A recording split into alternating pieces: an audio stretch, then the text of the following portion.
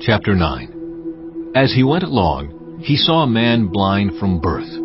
His disciples asked him, "Rabbi, who sinned, this man or his parents, that he was born blind?"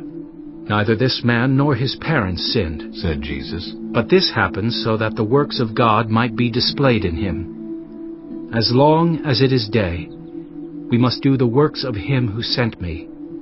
Night is coming, when no one can work. While I am in the world, I am the light of the world."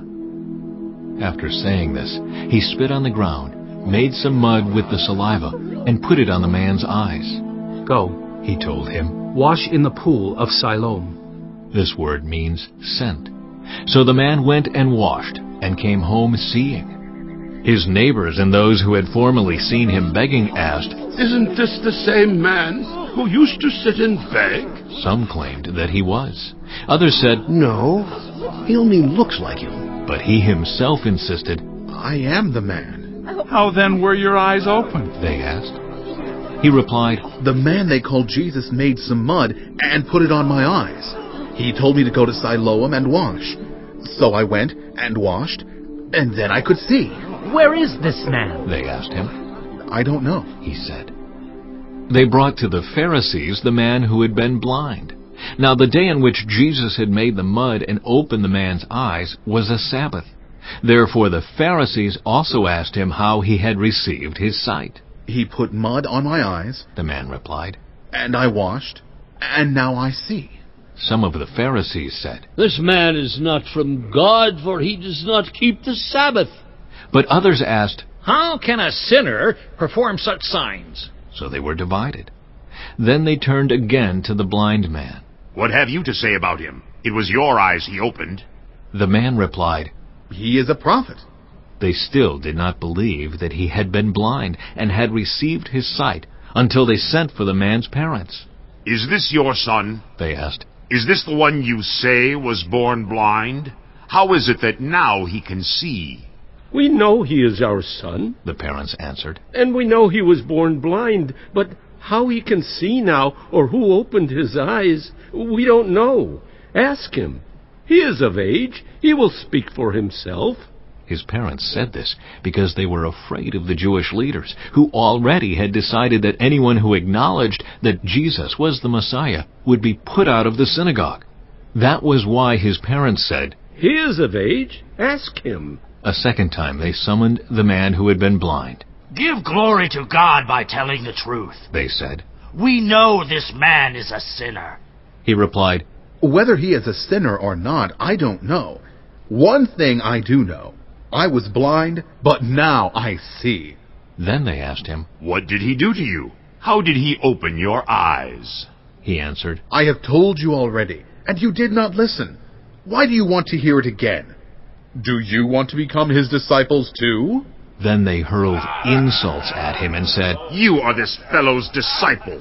We are disciples of Moses. We know that God spoke to Moses. But as for this fellow, we don't even know where he comes from. The man answered, "Now that is remarkable. You don't know where he comes from, yet he opened my eyes. We know that God does not listen to sinners. He listens to the godly person who does his will. Nobody has ever heard of opening the eyes of a man born blind. If this man were not from God, he could do nothing." To this they replied, You were steeped in sin at birth. How dare you lecture us? and they threw him out. Jesus heard that they had thrown him out, and when he found him, he said, "Do you believe in the Son of Man?" "Who is he, sir?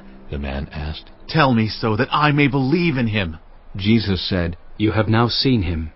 In fact, he is the one speaking with you." Then the man said, "Lord, I believe." and he worshipped him. Jesus said, "For judgment I have come into this world, so that the blind will see, and those who see will become blind."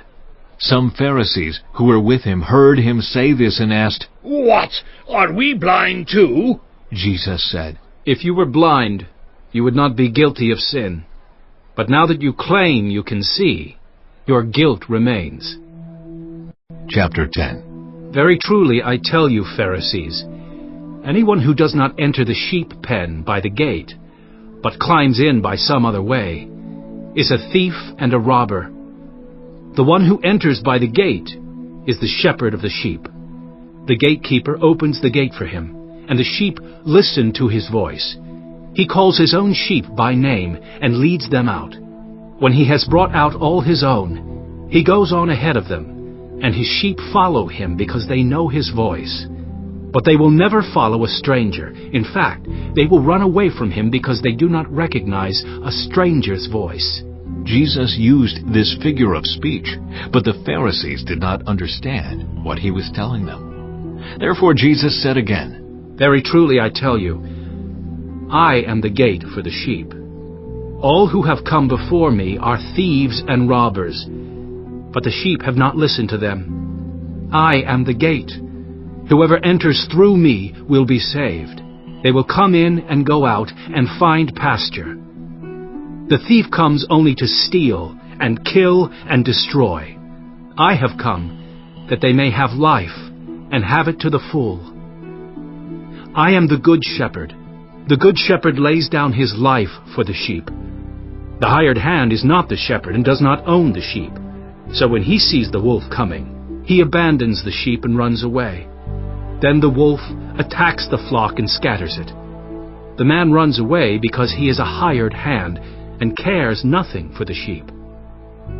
I am the good shepherd. I know my sheep, and my sheep know me. Just as the Father knows me, and I know the Father, and I lay down my life for the sheep. I have other sheep that are not of this sheep pen. I must bring them also. They too will listen to my voice, and there shall be one flock and one shepherd. The reason my Father loves me is that I lay down my life, only to take it up again. No one takes it from me, but I lay it down of my own accord. I have authority to lay it down, and authority to take it up again. This command I received from my Father. The Jews who heard these words were again divided. Many of them said, He is demon-possessed and raving mad. Why listen to him? But others said, These are not the sayings of a man possessed by a demon. Can a demon open the eyes of the blind?